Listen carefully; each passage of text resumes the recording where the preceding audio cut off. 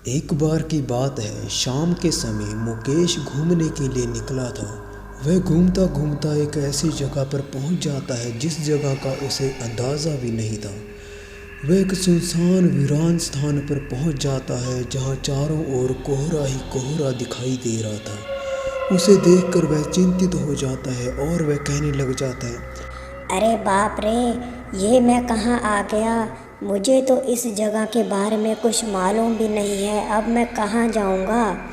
इसके बाद वह देखता है कि उसी क्षण हल्की हल्की बूंदाबांदी होनी शुरू हो जाती है।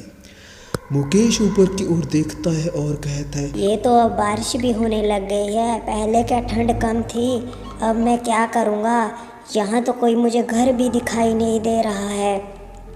तभी वह निगाह घुमाकर देखता है तब सामने उसे एक घर दिखाई देता है और वह कहता है, अरे सामने एक कोई रेस्टोरेंट जैसा घर दिखाई दे रहा है।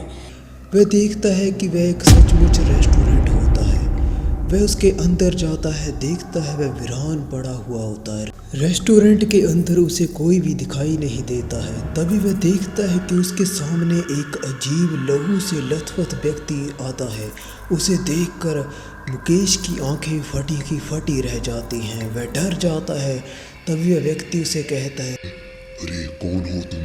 यदि कुछ चाहिए तो बाहर चेहरों कुर्सियों पर जाकर बैठ जाओ। इसके बाद मुकेश बाहर जाकर देखता है तभी एक बालकोनी में पहले से ही चाय का कप पड़ा हुआ होता है। तभी मुकेश कहता है, अरे अजीब रेस्टोरेंट है, चाय का कप पहले से ही पड़ा है। चलो अब मैं चाय पीता हूँ। पहले से ही मुझे बहुत ठंड लग रही है। वह चाय पी ही रहा होता है कि तभी उसके सामने वही व्यक्ति प्रकट हो जाता है।